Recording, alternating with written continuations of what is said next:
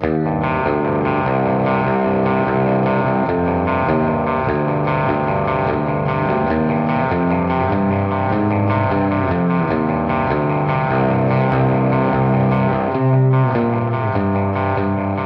considered myself to be like a technical guitar player. You know, when I play the guitar, I'm kind of hearing the whole song, vocals, everything that's going on in my head. So it's the tool that I use to structure songs, to write songs. It's also a way for me to, just kind of get away from my world and, go in my little room and I don't really play guitar in front of people too much. I mean, obviously when I'm on stage, but like when I'm at home, it's usually when I'm alone, so it's kind of like an intimate thing for me.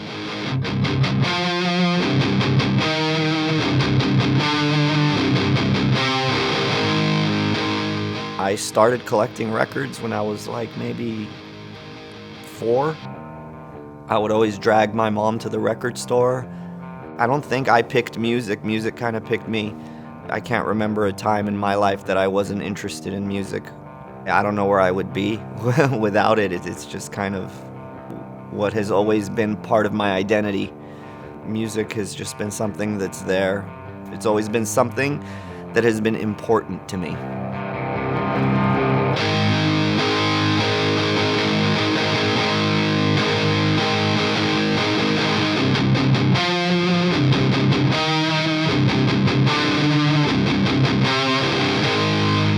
I grew up in Hollywood in a pretty small one-bedroom apartment until I was 11 years old. I always wanted to play the drums. That was something that, since I was a kid, I always wanted a drum set, but in that small apartment that I lived in, we couldn't fit a drum set. So we finally moved in a house when I was like 12 years old, and I was like, great, now I'm gonna get my drum set. We went to the music store on my 12th birthday to go get me my drum set, and my parents kind of had a discussion amongst themselves and said, you can't turn off the drums. So they decided to get me a little amplifier. It was an amp by a company called Gorilla, and they bought me a guitar. It was an Arbor guitar, and so that's how I became a guitar player, was because my parents couldn't turn off the drums.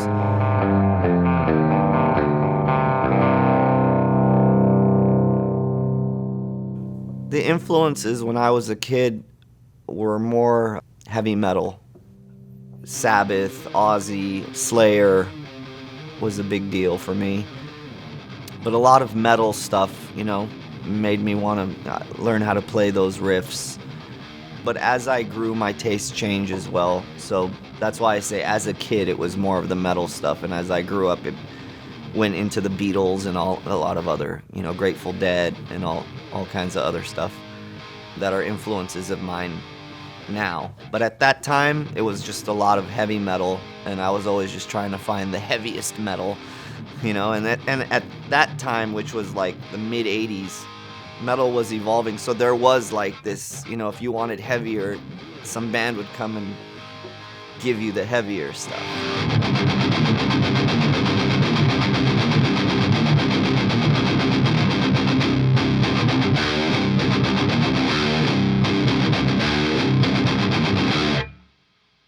I've always played Ernie Ball strings from the get-go, because Ernie Ball you could buy at the record store.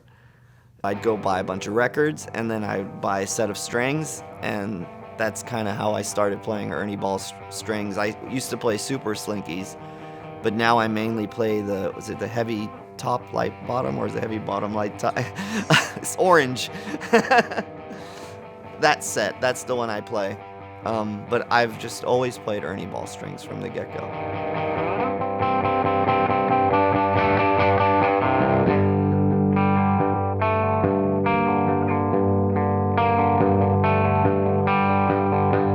I've never practiced guitar a day in my life, actually. That's what I always tell people. They're like, did you ever practice? You practiced a lot. And I never felt like I was practicing. I was just playing. And I only played when I felt, the itch to play, and it was calling me. And it's still that way now.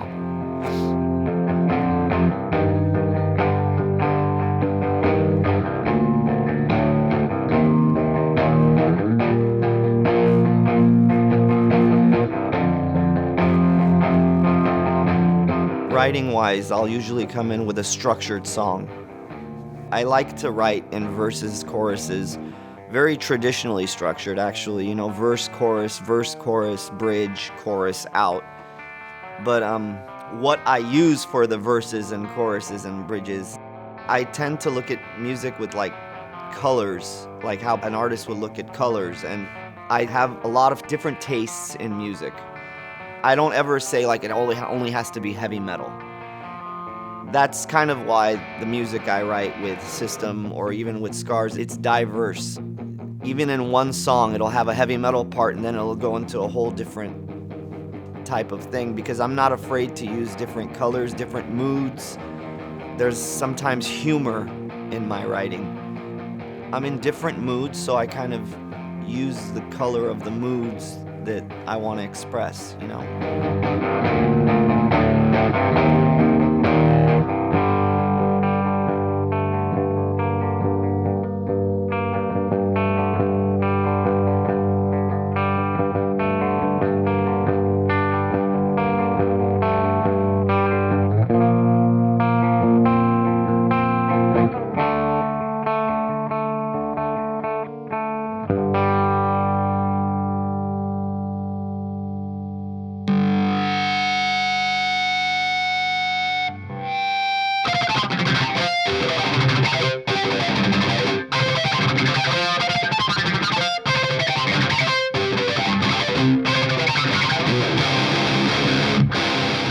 I feel like I have a certain style. I don't know how that happens, but I always try to add to that style.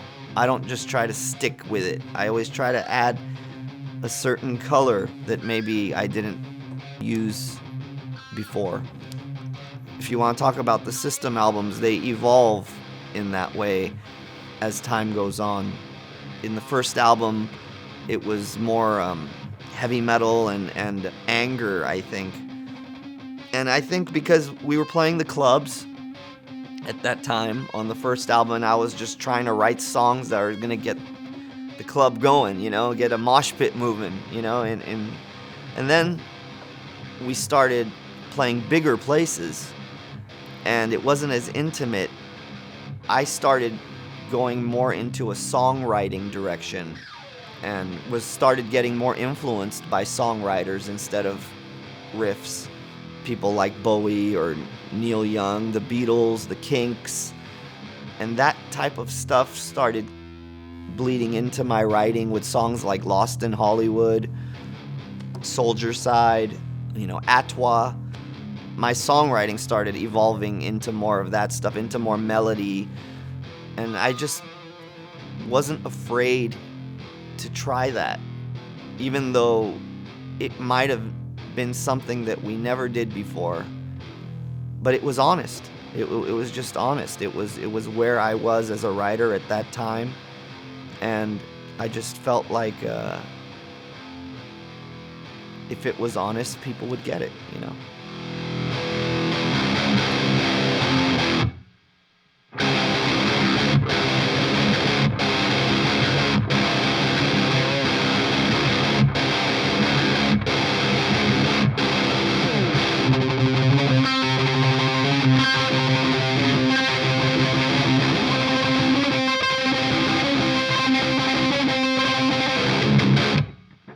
I think there's something cool about the guitar. I mean, opposed to sitting on a keyboard. I don't know. There's just some kind of, you could just stand up, play. It almost becomes an extension of you on stage.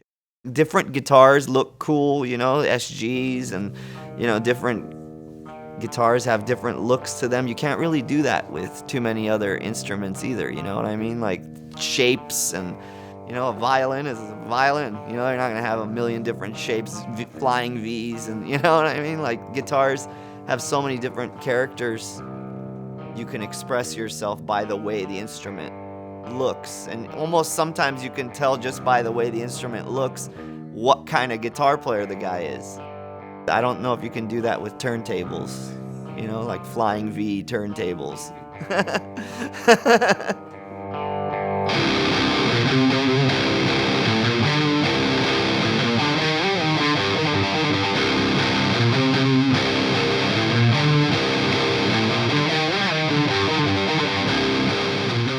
I like to inspire. I think that's what it's all about, is leaving something for someone else to pick it up and take it and do something else too.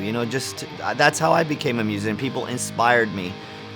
As a kid, I had musical heroes and, posters on my walls and stuff of bands that I liked, and those people inspired me. And I think that's the way it is with every kind of art, is you leave something for someone else to take it and be inspired to do something else. And keep the evolution, or keep the art, keep the music moving. I'm very lucky to have been able to play in a band that touched so many people. And if, one of those people came out and became something and did something, and they were inspired by something I did, then that's pretty much what it's all about to me.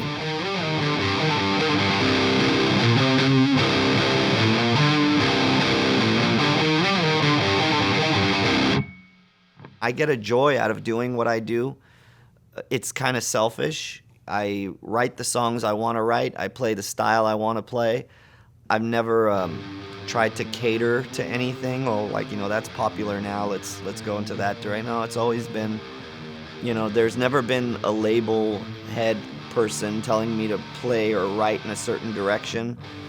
The music I was writing when we got signed was, at that time, for especially people in the metal genre, it was like this weird kind of, people didn't know what to make of, 4 Armenian guys, and we weren't playing Judas Priest style heavy metal. We were playing this thing that I felt like was, totally our own. Nobody ever made us do anything different. That's something I appreciate a lot, that I've been able to express myself and write the songs that I want to write about the topics I want to write about, sometimes serious, sometimes silly, sometimes sad, sometimes happy. I feel like I don't have any rules, and I think people who listen to my music expect that from me to some degree. As an artist, that's a freedom that I feel like I'm not afraid to try things.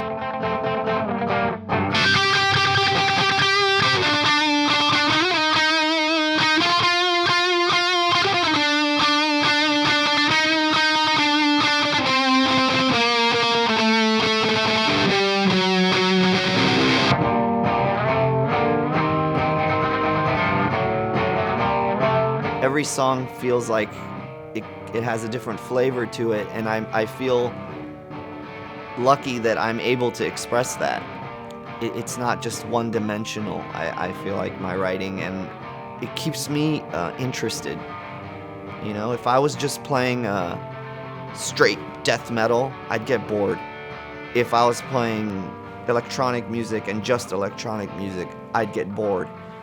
I want to play music that is like, death metal, electronic, country, folk, Armenian, Arabic, whatever the hell. It's all there in my writing, and I feel lucky that I'm able to express that, and people accept it.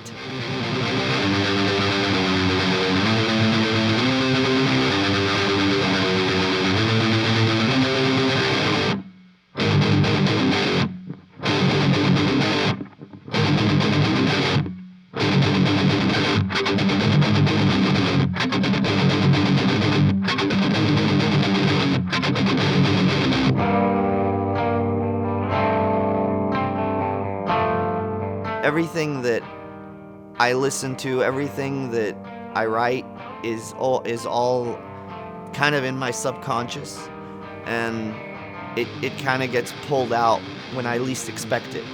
I don't pull from anything. It kind of gets pulled out of me.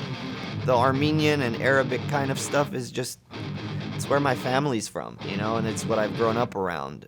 That kind of music isn't even what I would put on in my room, But when I went to a wedding, that's what would be playing. If I went to, family gatherings that's what would be playing. So it was in my world. It was in my culture. It was in my life. So it kind of bleeds out of me without me trying.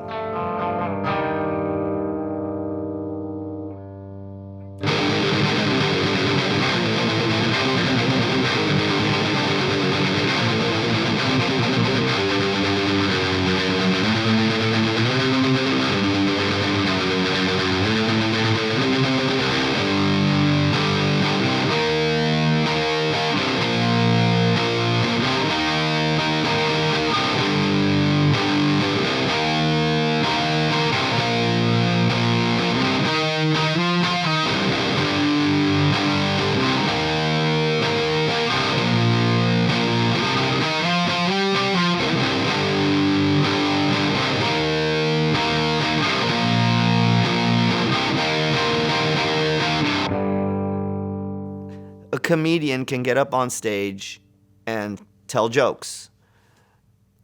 If they're not genuinely funny, and if they're not genuinely honest about what they're saying, chances are he's not going to touch the audience. He's not going to get laughs. And then there's that person that just doesn't care whether you laugh or you don't.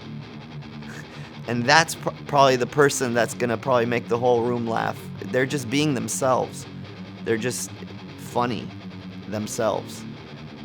I try to be that honest with my songwriting at the end of the day. I gotta love it, and I gotta really love it if I'm gonna convince you to love it. So I've gotta be the first person that's a fan of that song, and I've gotta really love it. That's worked for me. That through my career, that's worked for me. If something that I wrote touched me and got me excited, it's usually gotten the fans excited.